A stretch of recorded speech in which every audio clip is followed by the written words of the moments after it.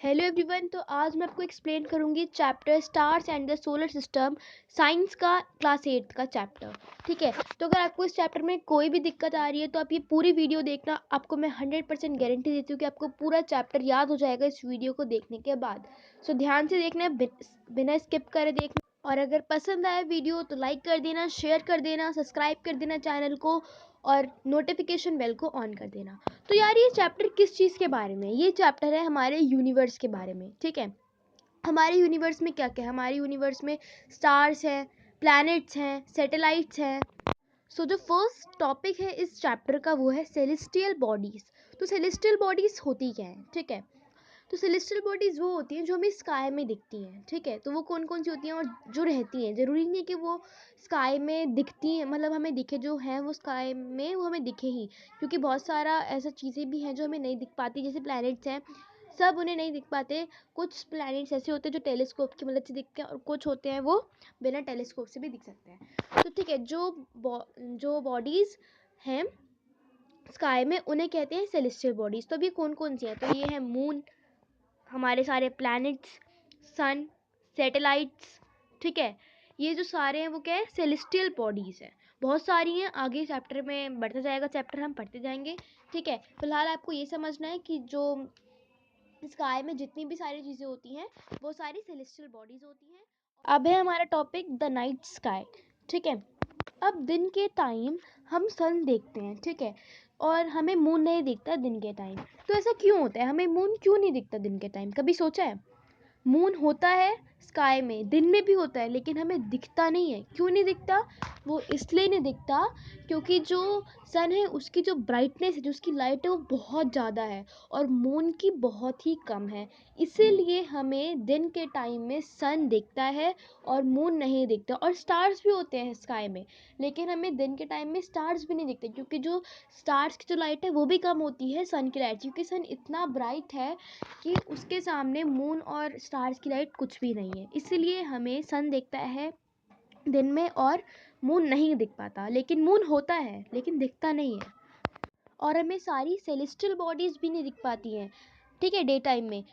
क्यों नहीं दिख पाती? वो इसलिए नहीं दिख पाती क्योंकि जो सन है उसकी जो ग्लेयर है उसकी वजह से नहीं दिख पाते। सन इतना ज़्यादा ब्राइट है कि वो सारी नहीं दिख पाती। जो सन है वो भी एक सेलेस्टियल बॉडी है। ठीक है, लेकिन जब सन सेट होता है तो हमें सारी सेलेस्टियल बॉडीज़ दिखने लग जाती हैं ज़्यादातर। ठीक है, सनसेट के बाद। और सनसेट से पहले हमें सन की ग्लेयर की वजह से, सन की ब्राइटनेस की वजह से हमें बाकी सारी सेलेस्टियल बॉडीज़ नहीं दिख पाती। अब जो स्टार्स हैं वो स्काई में ट्विंकल करते हैं, लेकिन बाकी सारी जो बॉडीज़ हैं वो नहीं करती हैं। सेलेस्टियल बॉडीज़ जो बाकी हैं वो नहीं करती। तो ये सन की एक कैरेक्टरिस्टिक है, कि बहुत इंपॉर्टेंट कैरेक्टरिस्टिक है कि जो स्टार्स हैं वो ट्विंकल करते हैं। ठीक है, सो अब नेक्स्ट टॉपिक को पढ़ने से पहले जो मैंने अभी तक आपको बताया मैं फिर से एक बार रिकॉल कर देती हूँ। ठीक है, तो सबसे पहले हमने पढ़ा कि सेलेस्टियल बॉडीज़ क्या होती हैं। सेलेस्टियल बॉडीज़ क्या होती हैं? वो होती हैं जो स्काई में होती हैं। जितनी भी सारी बॉडी स्काई में है वो सारी सेलेस्टियल बॉडीज़ कहलाती हैं। अब पढ़ा हमने उसके बाद नाइट स्काई टॉपिक। तो नाइट स्काई में हमने क्या पढ़ा? नाइट स्काई में हमने ये पढ़ा कि दिन के टाइम हमें सन दिखता है लेकिन मून नहीं दिखता। क्यों नहीं दिखता? क्योंकि सन की ब्राइटनेस इतनी ज़्यादा है, उस वजह से हमें मून नहीं दिखता, ना स्टार्स दिखते, क्योंकि सन की ब्राइटनेस की वजह से। लेकिन मून और स्टार्स होते हैं लेकिन दिखते नहीं हैं। और हमें उसके अलावा और कोई सेलेस्टियल बॉडी भी नहीं दिखती सन की ब्राइटनेस की वजह से। उसके बाद हमने पढ़ा स्टार्स की कैरेक्टरिस्टिक। बहुत इंपॉर्टेंट कैरेक्टरिस्टिक जो है, जो स्टार्स जो हैं वो ट्विंकल करते हैं। अब हमारा टॉपिक है स्टार्स। सो जो स्टार्स हैं वो भी सेलेस्टियल ऑब्जेक्ट्स हैं। ठीक है, स्टार्स जो है वो ट्विंकल करते हैं, मैंने आपको पहले भी बोला। अब जो स्टार्स होते हैं ना वो बहुत ही ज़्यादा हॉट होते हैं। ठीक है, बहुत ही ज़्यादा गर्म होते हैं और उनकी अपनी खुद की लाइट होती है। जैसे मून है उसकी अपनी लाइट नहीं है, लेकिन जो स्टार्स हैं उनकी अपनी लाइट होती है। अब जो स्टार के अंदर जो कॉन्सिस्ट होता है, ठीक है, स्टार कॉन्सिस्ट ज़्यादातर क्या करता है? Hydrogen gas. जो स्टार्स की हीट और लाइट है वो किससे प्रोड्यूस होती है? न्यूक्लियर फ्यूजन रिएक्शन से जो ये वो प्रोड्यूस होती है। ठीक है, जो उनके अंदर प्लेस टेक करते हैं, उनके अंदर जगह मतलब होते हैं, ठीक है। तो जो ये आपको याद रखना पड़ेगा, जो हीट और लाइट है स्टार्स की वो प्रोड्यूस होती है न्यूक्लियर फिजन रिएक्शन से। इस रिएक्शन में होता क्या है, इस रिएक्शन में ये होता है कि जो हाइड्रोजन प्रेजेंट होता है स्टार्स के अंदर वो कन्वर्ट हो जाता है हीलियम में, और उसके बाद रिलीज क्या होता है, tremendous amount of heat and light. आपको ये रिएक्शन बहुत अच्छी तरीके से याद करना पड़ेगा, एग्जाम में बहुत बार पूछा भी जाता है, और अगर नहीं भी पूछा जाता है तो आपको ये कॉन्सेप्ट अच्छी तरीके से पता होना चाहिए। अब आपको पता है हमें स्टार्स इतने छोटे क्यों दिखते हैं, ठीक है। जो सन है और जो मून है, मतलब मून स्टार से ज़्यादा बड़ा दिखता है, मतलब होता नहीं है ज़्यादा बड़ा लेकिन दिखता है, और मून से कई ज़्यादा बड़े स्टार्स होते हैं लेकिन वो हमें बहुत छोटे दिखते हैं। क्यों दिखते हैं, क्योंकि हमसे वो बहुत बहुत ज़्यादा दूर है, इसलिए हमें वो बहुत छोटे दिखते हैं। असलियत में वो बहुत बड़े होते हैं, ठीक है, बहुत ही बड़े होते हैं, मून से तो बहुत ज़्यादा बड़े होते हैं, लेकिन हमें दिखते वो छोटे इसलिए हैं क्योंकि वो हमसे बहुत ही ज़्यादा दूर होते हैं। कुछ स्टार्स तो सन से भी ज़्यादा बड़े होते हैं, ठीक है। हम अपनी रोजगार की ज़िंदगी में सन को एक स्टार नहीं कहते, लेकिन असलियत में बात तो ये है कि सन एक स्टार है, ठीक है। जो सन एक स्टार है वो सबसे ज़्यादा क्लोजेस्ट है अर्थ के। फर्स्ट ऐसा कौन सा स्टार है जो अर्थ की सबसे ज़्यादा क्लोजेस्ट है, तो वो है सन। आपको याद रखना पड़ेगा ये है। यूनिवर्स में 10,000 बिलियंस के आसपास स्टार्स हैं। अब बात करते हैं सनराइज एंड सनसेट की, ठीक है। तो जो सनराइज है वो सुबह होता है, ठीक है, और ईस्ट से होता है, और वेस्ट में सनसेट होता है। पूरे दिन जो सन है वो स्काई में ट्रेवल करता है, सुबह राइज होता है, उसके बाद ट्रेवल करता है होल डे, देन उसके बाद सन सेट हो जाता है शाम को, ओके। तो जो सनराइज है वो ईस्ट से होता है और सन सेट होता है वेस्ट से, ठीक है। और जो सन है वो एक स्टार है, तो बाकी जितने भी सारे स्टार्स हैं उनके संग भी ऐसे ही होता है, वो ईस्ट से राइज करते हैं और वेस्ट में सेट करते हैं। लेकिन असली बात तो ये है कि जो सन है और बाकी अदर स्टार्स हैं वो मूव करते ही नहीं है, मतलब वो अपनी जगह से हिलते ही नहीं है, मूवमेंट उनकी नहीं होती। लेकिन फिर हमें ऐसा क्यों लगता है कि वो राइज कर रहे हैं ईस्ट से और वेस्ट में जाके सेट करें, क्यों लगता है, कभी आपने सोचा है? तो ऐसा इसलिए होता है। अच्छा एक सुनो, पहले एक एग्जाम्पल हम लेते हैं, और वो एग्जाम्पल है एक ट्रेन का, ठीक है। अब जैसे एक ट्रेन में बैठे हुए हो और ट्रेन आगे की तरफ जो है वो मूव कर रही है, और लेकिन जो आपको ये पीछे का सारा पोर्शन होगा वो छूटता जाएगा। आप आगे की तरफ मूव करते जाओगे तो आपको जो पीछे का पोर्शन है वो छूटता जाएगा, ठीक है। तो जो मूवमेंट हो रही है वो किसकी हो रही है, इन ऑब्जेक्ट्स की मूवमेंट तो नहीं हो रही, मूवमेंट हो रही है ट्रेन की। ट्रेन मूव कर रही है, इसीलिए वो जो ऑब्जेक्ट्स हैं, वो जो भी पीछे जो जा रहा है पोर्शन, उनकी मूवमेंट नहीं हो रही है, मूवमेंट हो रही है ट्रेन की, मूवमेंट हो रही है। इसलिए हमें ऐसा लगता है कि वो सारी जो चीज़ें पीछे छूट जा रही है वो पीछे जा रही है, वो पीछे नहीं जाती हैं। बात तो ऐसी है कि जो ट्रेन है वो आगे मूव करती जा रही है। तो ऐसी सेम होता है अर्थ और सन के साथ और बाकी सारे स्टार्स के साथ। अब देखो, जो ये अर्थ है वो सन के अराउंड रेवोल्यूशन कर रही है, ठीक है। तो जो अर्थ है वो रेवोल्यूशन कर रही है, सन है वो तो अपनी जगह पे ही है, सन कहीं नहीं हिल रहा है। जो हिल रहा है वो है अर्थ। अर्थ अपनी जगह से हिल रही है, वो रेवोल्यूशन कर रही है। इसीलिए कभी अर्थ यहाँ है तो कभी अर्थ यहाँ पर है तो कभी यहाँ पर आएगी, फिर यहाँ पर आएगी, फिर यहाँ पर आएगी, फिर यहाँ पर आएगी, फिर यहाँ पर आएगी। तो ऐसे वो रिवोल्यूशन करे जा रही है, ठीक है। लेकिन जो सन है वो तो हिल ही नहीं रहा, वो थोड़ी ना रिवोल्यूशन कर रहा है, वो थोड़ी ना यहाँ पर आएगा फिर यहाँ पर आएगा, वो कहीं नहीं हिल रहा है, वो अपनी जगह पे ही है। तो इसीलिए जैसे ट्रेन में होता है कि ट्रेन आगे की तरफ मूव करती जाती है और पीछे के जो पोर्शन है वो छूटता जाता है, वैसे ही अर्थ है वो आगे की तरफ बढ़ती जाएगी, बढ़ती जाएगी, बढ़ती जाएगी, बढ़ती जाएगी, ठीक है, और रिवोल्यूशन करती जाएगी। इसीलिए लगता है कि जो सन है वो राइज करते हैं कहाँ से, ईस्ट से, और वेस्ट में क्या करता है, वेस्ट में करता है सेट। सो आई होप कि आपको ये कॉन्सेप्ट समझ आ गया होगा। लेकिन अभी भी एक स्टार है जो मूव तो नहीं करता, मूव तो कोई स्टार नहीं करता, रिवॉल्यूशन करती है अर्थ।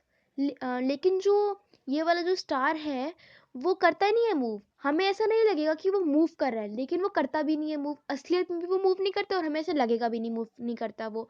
लेकिन बाकी सारे जो स्टार्स हैं वो हमें लगता है कि वो मूव कर रहे हैं, और ये जो स्टार है वो हमें नहीं लगता कि ये मूव कर रहा है। तो ऐसा क्यों होता है और वो स्टार कौन सा है? तो वो स्टार है पोल स्टार। वो स्टार है पोल स्टार, जो कि हमें लगेगा भी नहीं कि वो मूव कर रहा है और वो असलियत में भी मूव नहीं करता। लेकिन बाकी सारे स्टार्स हमें लगता है कि वो मूव कर रहे हैं, लेकिन वो करते नहीं हैं। अब पोल स्टार के संग ऐसा क्यों है? पोल स्टार के संग ऐसा इसलिए है क्योंकि जो रोटेशन ऑफ अर्थ का एक्सेस है, उसमें अगर हम आगे बढ़ते जाएंगे तो हमें वो पोल स्टार मिल जाएगा, वो स्टार मिल जाएगा। जैसे ये है एक्सेस है, ये ठीक है, पूरा एक्सेस है। किसका एक्सेस है? ये रोटेशन ऑफ अर्थ का एक्सेस है, ठीक है। और अगर इसी एक्सेस को हम आगे आगे आगे आगे बढ़ते जाएंगे, ठीक है, आगे आगे बढ़ते जाएंगे हम, तो वहां जाके हमें एक स्टार में दिखेगा, मिलेगा, और वो है पोल स्टार। उसे कहते हैं पोल स्टार। इसीलिए वो मूव तो करता नहीं है और हमें इसीलिए नहीं लगता कि वो मूव कर रहा है, क्योंकि वो एक्सिस ऑफ रोटेशन जो है अर्थ का, उसी में अगर हम आगे बढ़ते जाएंगे तो वो स्टार हमें दिख जाएगा, मिल जाएगा। ठीक है, तो आशा करती हूँ आपको ये कॉन्सेप्ट अच्छी तरीके से समझ आ गया होगा कि हमें क्यों नहीं लगता कि पोल स्टार मूव कर रहा है। इसे हिंदी में कहते हैं ध्रुव तारा।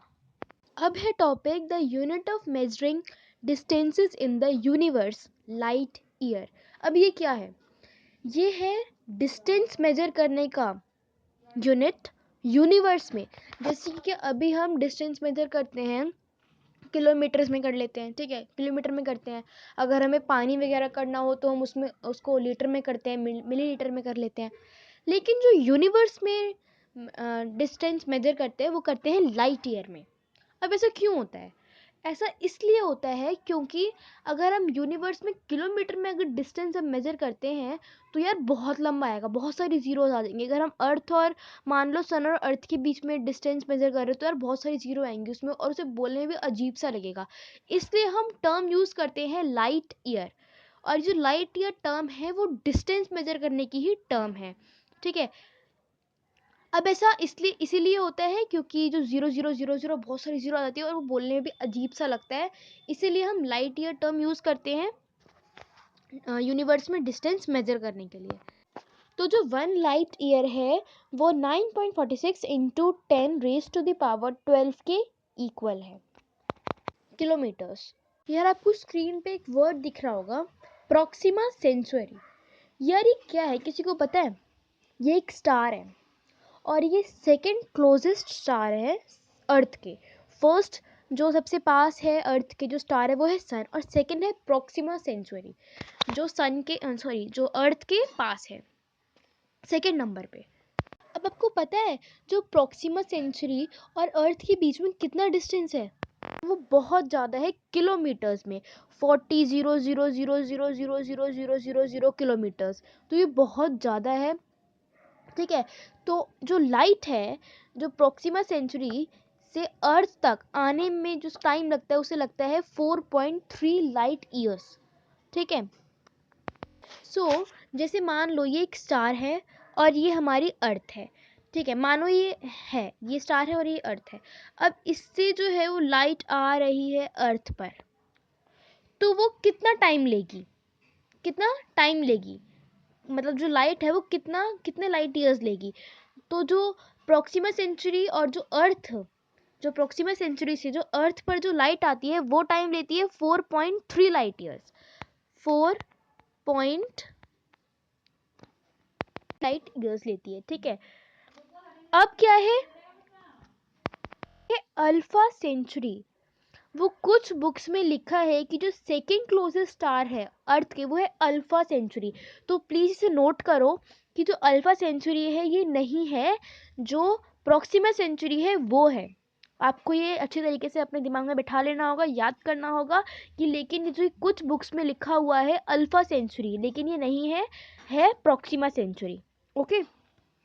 यार देखो ये जो लाइट ईयर वाला कॉन्सेप्ट है ये थोड़ा हार्ड है, तो इस पे मैं अलग से एक वीडियो बना के डालूंगी, तो आप उसे ज़रूर देखना, ठीक है। तो आगे बढ़ते हैं। अब हमारा अगला टॉपिक है वो है कॉन्स्टलेशंस। अब आप कॉन्स्टलेशंस वर्ड से क्या समझ रहे हो सकता है आपने कभी पहले इसके बारे में कुछ कुछ पढ़ा हो, और अगर नहीं भी पढ़ा तो मैं बताती हूँ कॉन्स्टलेशन होता क्या है।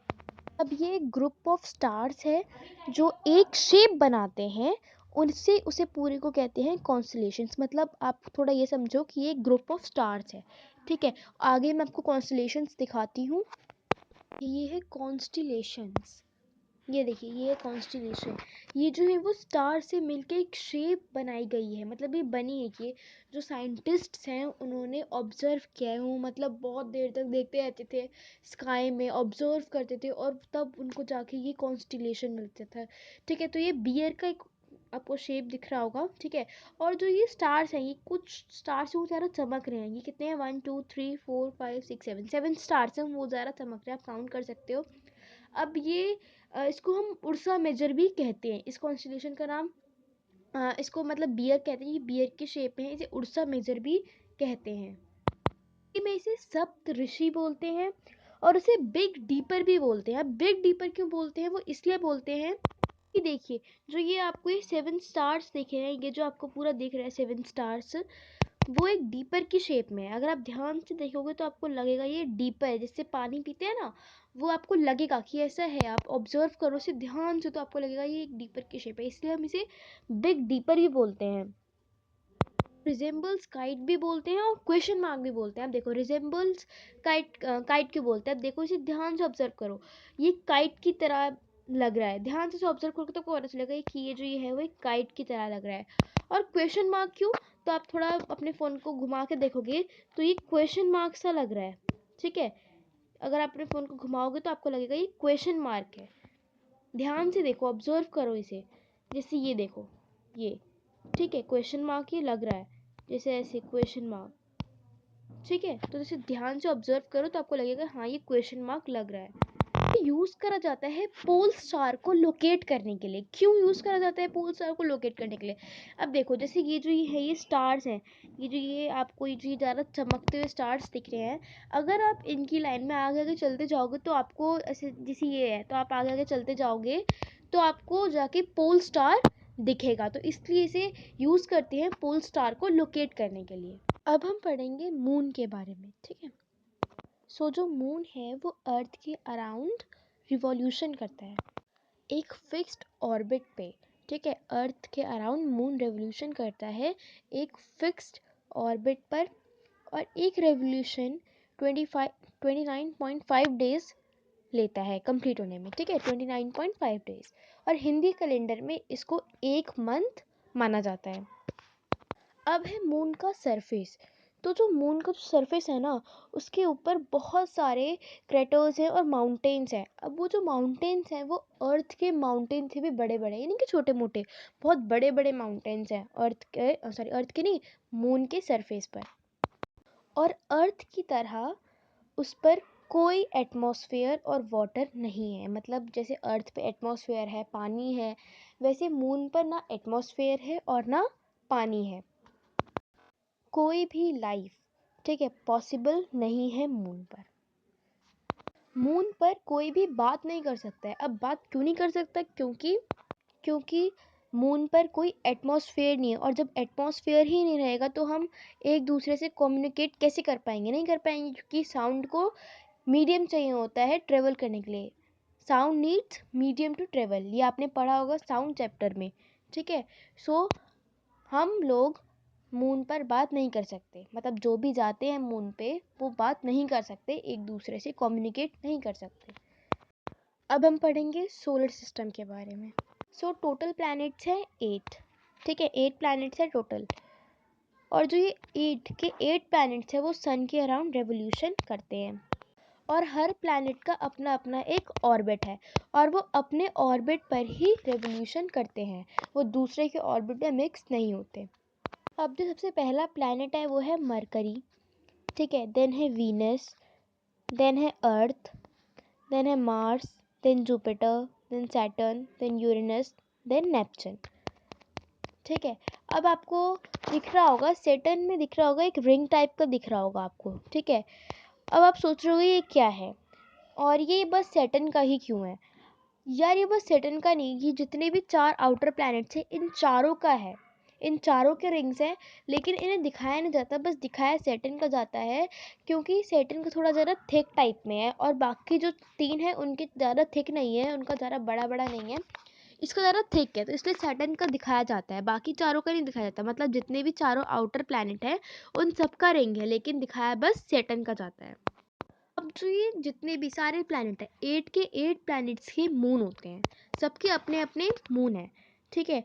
तो जो जुपिटर का जो है वो इसके 79 मून्स हैं। जुपिटर के कितने मून्स हैं? जुपिटर के 79 मून्स हैं। अब बात करते हैं बाकी की। तो अर्थ का जो है वो एक मून है और बाकी प्लैनेट्स के भी मून्स होते हैं, मतलब सबके अपने अपने मून्स हैं, ठीक है। बात करते हैं प्लैनेट्स की विजिबिलिटी की, मतलब किस प्लैनेट को हम नेक्ड आई से देख सकते हैं और किस प्लैनेट को देखने के लिए टेलीस्कोप की ज़रूरत पड़ती है। तो जिनको हम नेक्ड आई से देख सकते हैं वो है वीनस, ठीक है, वीनस को हम नेक्ड आई से देख सकते हैं। देन मरकरी, ठीक है, जुपिटर, उसके बाद मार्स एंड सैटर्न। और बाकी के जो ये 2 प्लैनेट्स बचे इनको हम नेक्ड आई से नहीं देख सकते, इनको टेलीस्कोप की मदद से ही देख सकते हैं, मतलब टेलीस्कोप से ही देख सकते हैं। अब बात करते हैं प्लैनेट्स की डायरेक्शंस की, ठीक है। जो जितने भी सारे प्लैनेट्स हैं वो एक ही डायरेक्शन में रिवॉल्यूशन करते हैं। अब जैसे Earth west to east revolve करती है, वैसे ही बाकी प्लैनेट्स भी वेस्ट टू ईस्ट ही रिवॉल्व करते हैं, बट एक प्लैनेट है जो ईस्ट टू वेस्ट रिवॉल्व करता है और वो है वीनस। तो आपको याद रखना होगा कि जो वीनस है वो ईस्ट टू वेस्ट रिवॉल्व करता है, लेकिन बाकी जो प्लैनेट्स हैं वो वेस्ट टू ईस्ट रिवॉल्व करते हैं, रिवॉल्यूशन करते हैं। अब वीनस पे जो सन राइज करेगा वो करेगा वेस्ट से और सेट करेगा ईस्ट से, लेकिन बाकी प्लैनेट्स पे सन राइज करता है ईस्ट से और सेट करता है वेस्ट से। ये चैप्टर ख़त्म होता है और अगर आपको इस चैप्टर के नोट्स चाहिए तो आपको डिस्क्रिप्शन में लिंक मिल जाएगा, और चैनल को सब्सक्राइब कर देना और लाइक कर देना, वीडियो को शेयर कर देना और नोटिफिकेशन बेल को ऑन कर देना। मिलते हैं नेक्स्ट वीडियो में, बाय बाय।